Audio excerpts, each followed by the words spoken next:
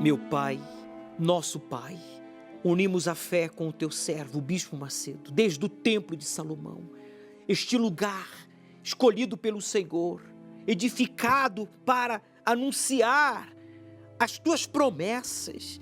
Agora esta pessoa está em casa, outros estão trabalhando, outros estão hospitalizados, outros estão presos, mas todos podemos agora fazer uma coisa em comum: empenhar a nossa palavra a Ti, dizendo: o Senhor será o meu Deus.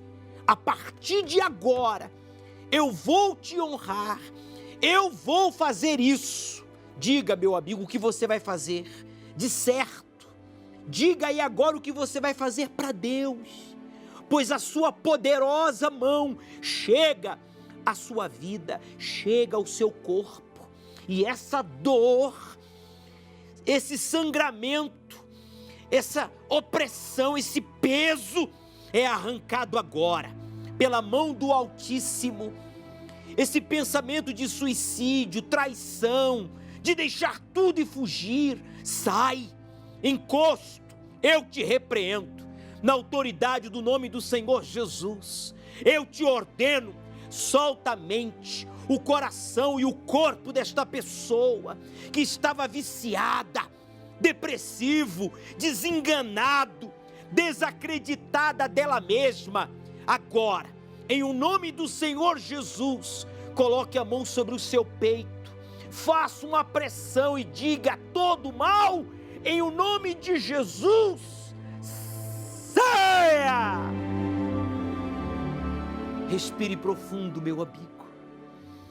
Se você tem um copo com água, levante aos céus, pois como símbolo do Espírito de Deus, esta água eu a declaro consagrada, para que você receba a paz, a força de Deus, para lutar, para obrigar a si mesmo a cumprir com o seu voto, com a sua palavra empenhada ao Altíssimo, e a coragem para obedecê-lo todos os dias da sua vida.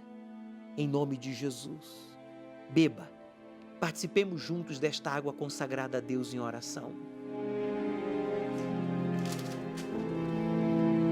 Receba agora a paz, assim como o Cristiano, o Fábio, assim como estas pessoas, estes homens foram transformados.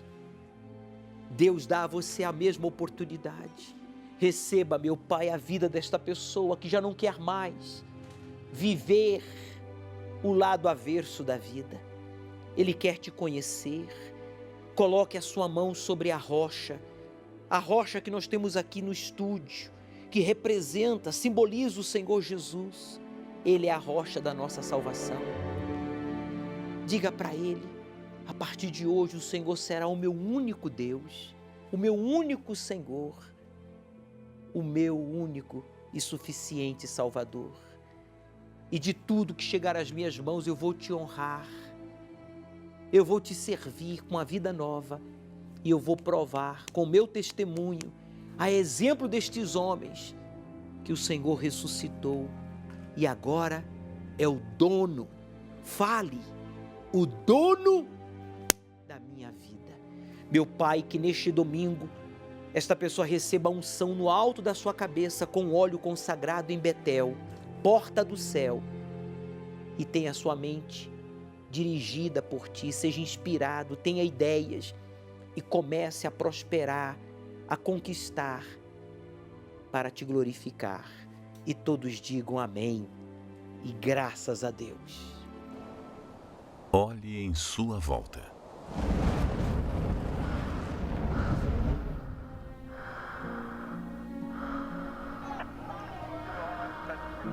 Nem sempre as pessoas odiaram tanto umas às outras. O século XX foi o que houve mais conflitos de guerra. Quantas gerações vivenciaram uma pandemia como esta? Quando se viu tamanhas fúrias da natureza desordenada?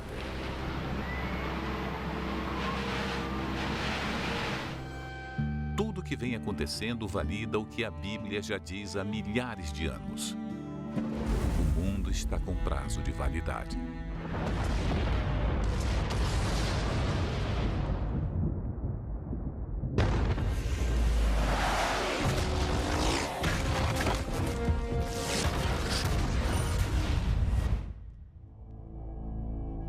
Mas o que acontecerá nessa terra, desde agora até que ela acabe?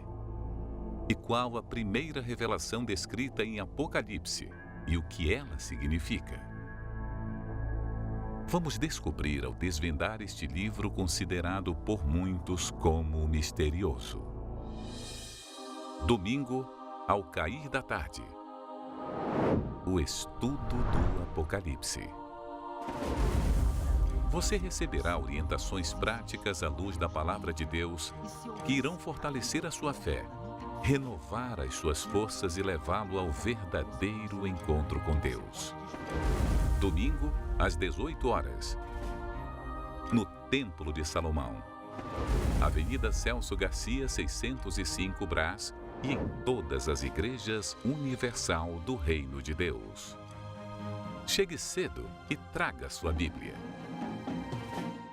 O inferno não foi feito para o ser humano, mas sim para o diabo e os seus demônios, que tem arrastado consigo os que fazem a sua vontade. Por isso, tenha bem esclarecido em sua mente que não é da vontade de Deus que você vá para o inferno. Absolutamente ninguém. Por isso, o Senhor Jesus deixou este alerta no livro do Apocalipse para que as pessoas se arrependam e não passem por este inferno, nem na terra, nem na eternidade. Diz o Senhor Deus que Ele não deseja o inferno Ele não criou o inferno para o ser humano, mesmo porque o inferno foi criado para os seus demônios. Ele criou os céus para a nossa alma, para a nossa salvação. Mas Deus não pode obrigar nada a ninguém, como está escrito no livro de Ezequiel, capítulo 18. Qual será o destino da sua alma, meu amigo, quando você terá que enfrentar a morte e separar, então, a sua alma se separará, descolará do corpo, ela irá ou para Deus ou para o inferno. Essa escolha, ela tem que ser feita agora. Por isso, não brinque com a sua salvação. Cada minuto, segundo conta. Domingo vamos estudar o livro do Apocalipse. E neste domingo vamos ungir as suas mãos, ou melhor, a sua cabeça, com o óleo de Betel. Aceite o desafio de obedecer ao Deus vivo. E Ele transformará a sua vida. O Senhor é quem te guarda. O Senhor é quem te guarda.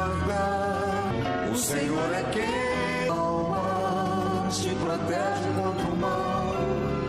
Ele guarda a tua entrada e a tua saída, desde agora e para sempre.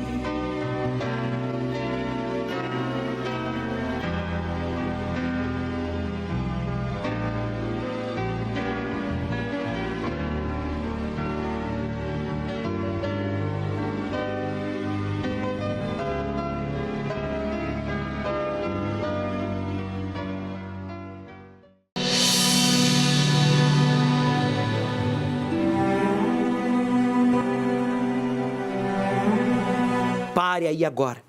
Eu estou falando com você, que perdeu o único bem que você tinha. A casa, a empresa, os bens que você tinha, você perdeu para esta pandemia. Você está aí agora pensando em tirar a sua própria vida.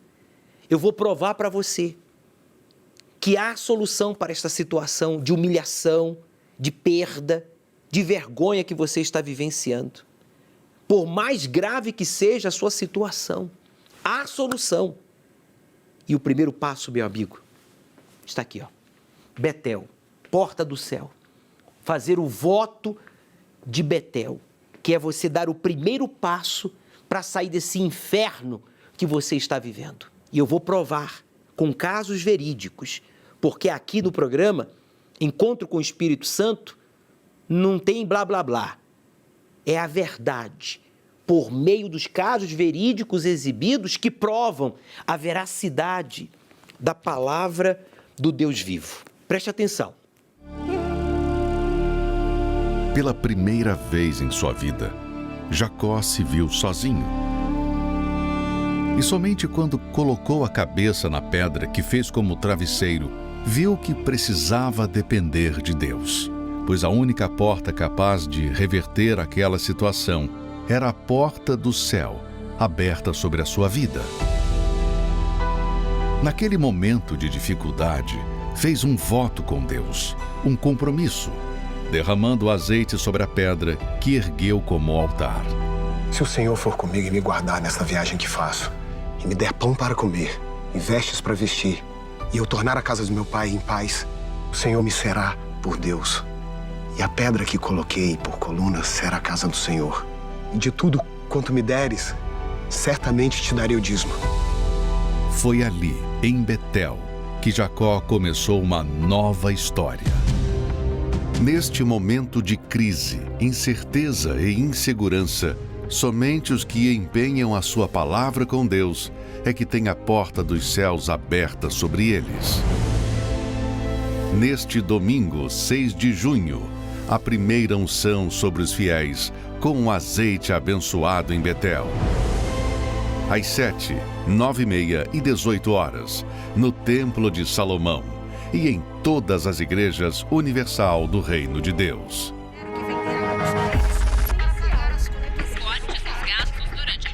O que eu ganhava não era o suficiente para mim. Começou a bater desespero, a gente começou a cortar gastos. Meu nome é Egli Balges, eu sou corretora de imóveis e eu conheci o dízimo através da minha mãe, né, que ela me levou à Igreja Universal. Desde os meus 12 anos eu aprendi a importância de dar o dízimo, das primícias, né? E Deus passou a abençoar a minha vida financeira, mesmo a partir da infância. Inclusive, na época que eu fazia faculdade, hoje é meu esposo, na época era meu namorado, e ele chegou a me perguntar como que o meu dinheiro rendia tanto, ainda pagava a faculdade, comprava coisas e ainda conseguia guardar. Com o passar do tempo, como empregada, funcionária de uma empresa, eu passei a sentir que o que eu ganhava não era o suficiente para mim, né? Para o que eu almejava, para as coisas que Deus prometia para mim, né? Eu não estava usufruindo de tudo que Ele tinha para mim. Foi aí que, continuando a ser fiel, né, Deus abriu uma excelente porta onde eu passei a ser empresária, dona do meu próprio negócio. Montamos a imobiliária e aí as coisas começaram a andar, né? A gente começou a ter uma vida melhor, né? A conseguir viajar, né? Dar o melhor para o nosso filho, né? Nosso filho nasceu, começamos a dar o melhor para o nosso filho. O foco da imobiliária era locação, administração de bens. Um pouco mais à frente, a gente começou a desenvolver vendas também. E na primeira venda que nós fizemos, foi uma venda com parceria, onde a comissão é dividida, né? Essa comissão, ela entrou na conta da imobiliária e eu, infelizmente, eu deixei de dizimar aquele valor, né? E não percebi. Passaram-se os meses, as coisas começaram a ficar difíceis para nós, de uma forma que parecia inexplicável, né? Começou a bater desespero, a gente começou a cortar gastos, né? Mudamos de casa e foi aí que a gente chegou a pensar em várias coisas. Até morar com a minha sogra a gente pensou em morar. Passou uns meses depois desse ocorrido dessa comissão e Deus falou comigo. E eu entendi que eu tinha falhado no dízimo, que eu não tinha dado o dízimo, senti como se eu tivesse roubado a Deus. Foi muito ruim. Naquele momento eu decidi me consertar com Deus, né? Eu devolvi aquele dízimo, né? A parte de Deus daquele valor.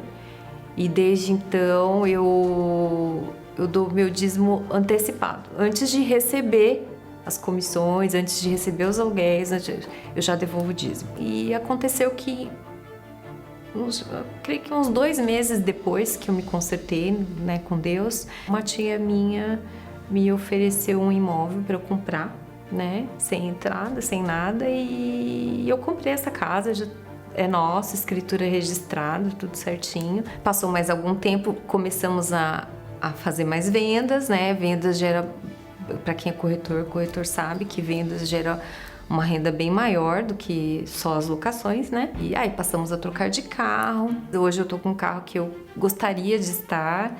Meu marido também trocou de carro, tá com um carro muito, muito bom. Hoje nós temos uma vida de qualidade. Não tem privação. O que o meu filho pede, a gente tem condições de dar, né? Se a gente resolve sair para comer, para se divertir, para viajar, a gente consegue. Inclusive, no ano de 2020, quando começou a pandemia, né, muitos ficaram em desespero, né?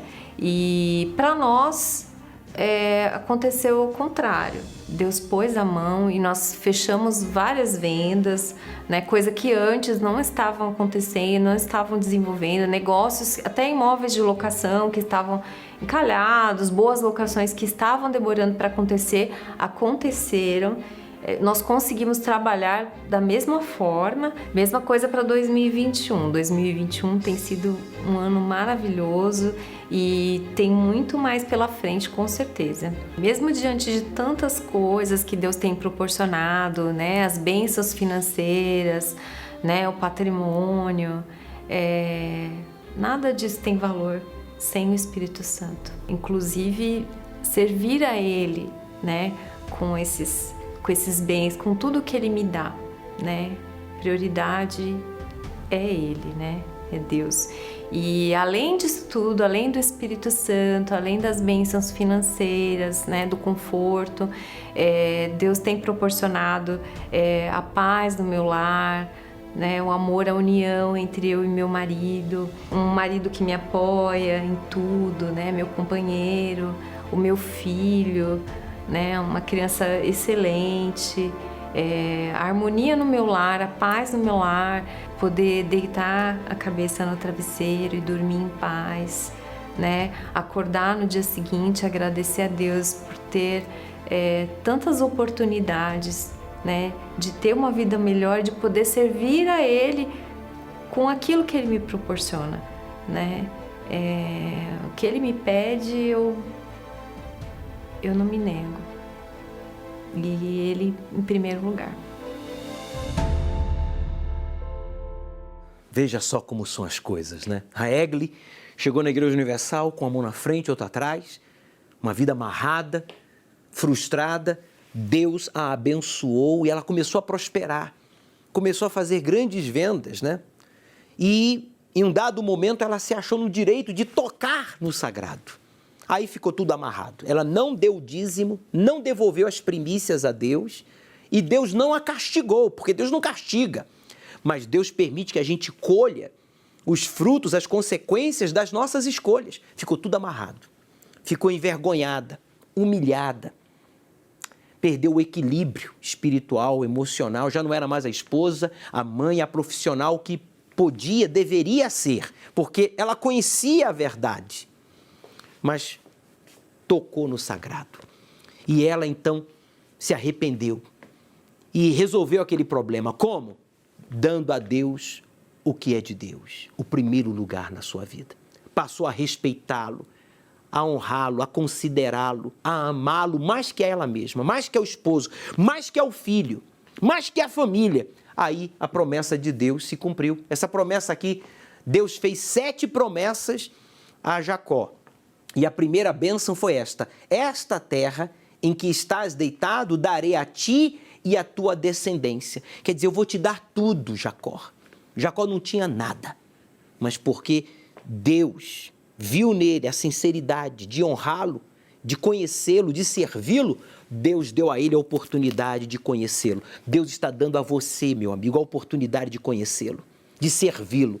Então, vamos honrar a Deus em primeiro lugar. Faça esse voto. Mas eu estou desempregado, eu estou endividado, eu declarei falência. Quanto pior a sua situação, quanto mais difícil ela for, melhor. Porque Deus vai ficar em evidência. Todo mundo vai ver e reconhecer. Olha, foi Deus, hein? Vamos para Betel. Eu vou lhe consagrar domingo agora com este óleo aqui. Essas imagens é lá de Israel, da região de Betel, aonde o pastor Gustavo consagrou este óleo, derramando nesta pedra, e eu vou lhe consagrar, ungindo o alto da cabeça, para que você tenha saúde, sabedoria, ideias, e você tenha força para concluir tudo que você iniciou e tudo que você ainda vai iniciar neste ano. Mesmo em meio à pandemia, você vai prosperar se você fizer o voto de Betel. A minha vida não andava e o salário que recebia não suplia a necessidade. Uma vida toda fracassada, toda derrotada mesmo. Meu nome é Fábio de Almeida, tenho 35 anos, sou empresário no ramo de alimentício, pizzaria. E antes de eu se tornar dizimista, eu tinha uma vida toda fracassada. A ponto que eu trabalhava na empresa, eu recebia o salário hoje e no outro dia eu tinha que pedir vale. Para ir para o trabalho, eu dependia de ônibus. Pegava um ônibus para ir, outro para voltar. Vivia de aluguel, sem ter expectativa de crescimento, a ponto da gente não ter bem o que se alimentar direito, através do salário que recebia. Que eu cheguei na igreja e ouvi falar do dízimo, da fidelidade, eu passei a observar a forma que o homem de Deus ensinava. Que o dízimo não era só apenas os meus 10%, como a gente ouvia falar, mas sim a primícia. O que era dízimo? É os seus primeiros frutos. Antes de você usar para si mesmo, você tirar o que é de Deus, honrar a Deus.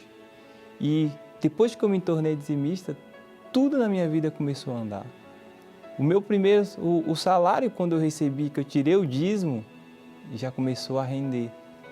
Eu comecei a ter para comer e poder guardar uma reserva. E a vida começou a andar. E através da minha fidelidade, Deus foi abençoando, fui mudando de profissão, fui crescendo, né, na empresa, tornei um cargo maior, se tornei chefe de setor. E daí Deus me deu a direção de eu ter meu próprio negócio. De ver eu ser um funcionário, eu ser patrão de mim mesmo. O homem de Deus deu a direção que ele, numa pregação, me lembro até hoje, que ele falou que nós não tínhamos que ser cauda, mas sim cabeça. E aquela palavra, ela entrou dentro de mim. E eu abri meu primeiro negócio, que aí começou a prosperar. Então, através da minha fidelidade, Deus foi me honrando. Eu abri essa pizzaria, as coisas começaram a fluir, né? Eu morava num barraco, depois saí do barraco, né? Construí casas. Hoje eu tenho 2 casas, hoje eu tenho um galpão, hoje eu tenho a pizzaria que arrebenta, que é bem conhecida no bairro. Hoje a minha vida financeira é bem próspera. Eu andava de ônibus, hoje eu tenho um carro próprio para andar. Então, casamento abençoado. Isso eu considero tudo através da minha fidelidade.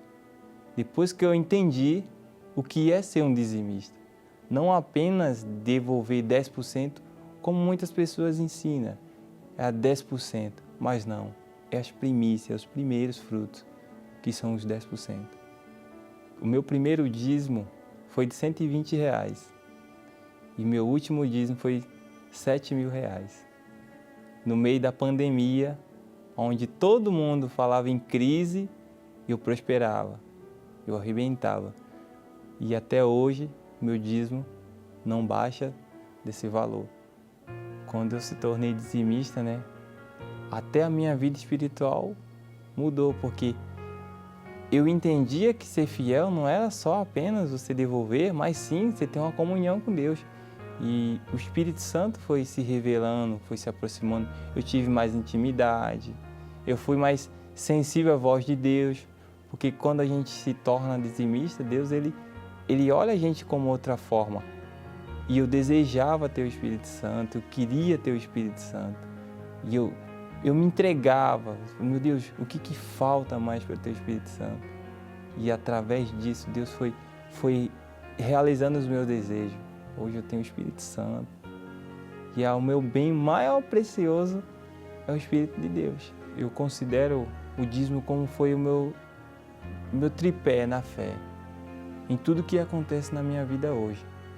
Foi eu entender que ser dizimista não era uma opção, mas sim uma obrigação de você honrar a Deus e você ser honrado, né? Como está escrito, né? Ser fiel no pouco, que no muito se colocarei. Então eu entendi que se eu fosse fiel a Deus, tudo isso que está acontecendo na minha vida e coisas maiores virão, né? Eu creio através da minha fidelidade. Você está cansado de morar em um barraco? Viver de aluguel? Mora mal, come mal, veste mal? Era o passado do Fábio. Quem olhava para ele e dizia, esse aí nunca vai ter nada na vida. Hoje ele tem 2 casas próprias. Hoje ele está abençoado. E antes ele era fracassado. O primeiro dízimo dele, quando ele passou a dizimar, eu acho que foi R$120 que ele falou, né? Quer dizer, ele ganhou 1.200. Mas ele, depois que fez o voto de Betel, passou a honrar a Deus em primeiro lugar, ele saiu da miséria, ele saiu do inferno que ele vivia e passou a dar dízimo de R$7.000. Para você dar o dízimo de R$7.000, como o Fábio, você tem que ganhar 70 mil. Você quer ganhar 70 mil? Ah, claro que eu quero. Quem não quer, né? Até louco quer dinheiro. Vai trabalhar. Mas, bicho, já trabalho e não prospero. É porque Deus não está em primeiro lugar. Coloca Deus em primeiro lugar. Vamos para Betel. Vamos fazer o voto. Vai para o altar e com este óleo aqui consagrado lá em Betel, em Israel, eu vou te consagrar. Domingo agora, às 18 horas, aqui no Templo de Salomão, para que você seja cheio do Espírito Santo.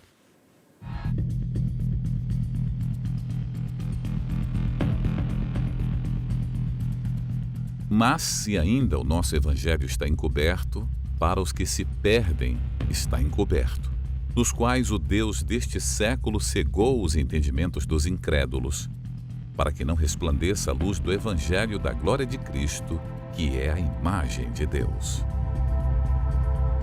É cada vez mais nítida a cegueira espiritual deste século que tenta incansavelmente provar que o errado está certo e que o certo está errado. Nas escolas, a luta pela ideologia de gênero tem tido mais peso do que a luta pelo aprendizado intelectual das crianças. Convencer de que o indivíduo pode negar sua natureza biológica, criada por Deus, se tornou pauta frequente para partidos políticos da esquerda. Enquanto isso, famílias conservadoras e fundamentalmente cristãs lutam para não anular os valores da família e fazer prevalecer os princípios divinos. E é aí que o cristianismo ganha cada vez mais ódio por parte daqueles que seguem o Deus deste mundo, pois consideram a Igreja do Senhor Jesus a grande ameaça que impedirá os seus projetos de se cumprirem. Ou seja, servir ao Senhor Jesus está se tornando sinônimo de conflitos e, em algumas partes do mundo, a ameaça tem sido mais acentuada. A Somália, Eritreia e Sudão estão entre os primeiros de uma lista mundial de perseguidores dos cristãos. Os moradores destes países do continente africano são vítimas de abusos e falta de garantias das práticas religiosas pelo simples fato de servirem a Deus. Sofrem preconceito, exclusão, violência e chegam ao ponto de serem privados de comida e água. Por lá, grupos extremistas já fizeram centenas de vítimas. Já são mais de 340 milhões de servos de Deus perseguidos em todo o mundo. Com essa triste realidade, já foi possível criar a Lista Mundial de Perseguição aos Cristãos 2021. E quem encabeça essa lista é a Coreia do Norte, líder de perseguição aos cristãos por 20 anos consecutivos. Quando o morador local é descoberto como cristão, pode ser levado para campos de concentração ou mortos com toda a família. Para os países contidos na lista, destruir as igrejas é fundamental para impedir a propagação cristã. Tudo isso com um governo que lidera tais atos. E com a pandemia, alguns países aumentaram as ameaças a quem professa a fé em Deus. no Paquistão, Índia, Bangladesh, Iêmen e Sudão, a ajuda aos cristãos foi negada a ponto das autoridades locais restringirem o acesso a alimentos e medicamentos. A China tem trabalhado intensamente para proibir a liberdade religiosa, chegando ao ponto de demolir templos, restringir cultos, impedir menores de 18 anos de congregar. Além disso, em algumas igrejas onde o culto é permitido, o governo comunista vigia os frequentadores eletronicamente, com aparelhos de reconhecimento facial nas portas das congregações, além de rastreamento via celular. Mas também existem países onde a cristofobia não é exposta. Ela existe de forma subliminar, por meio de decretos embasados em justificativas de zelar pela vida. Além disso, algumas pessoas sofrem perseguições em seu próprio convívio. São chamadas de fanáticas, caçoadas pela fé que professam e até humilhadas pelo fato de servirem a Deus. Mas tudo isso faz parte do cumprimento das Escrituras.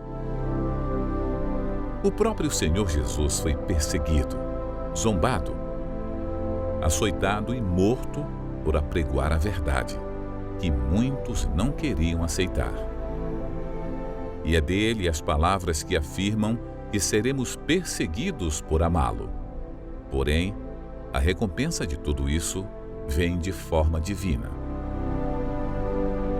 Bem-aventurados que sofrem perseguição por causa da justiça, porque deles é o reino dos céus.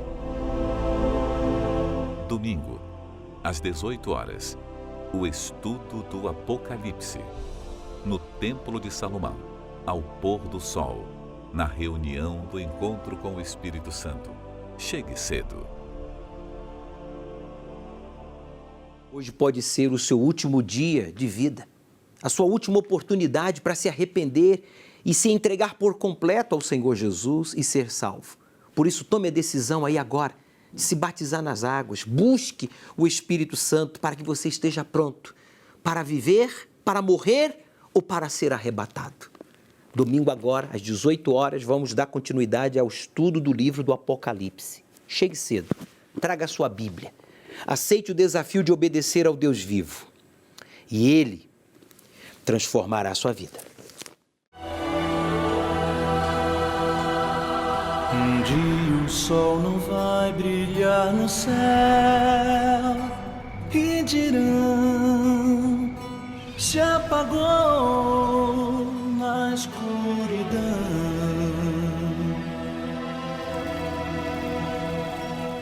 Um dia não haverá mais o amanhã, não. Só o som que o ar produz na escuridão.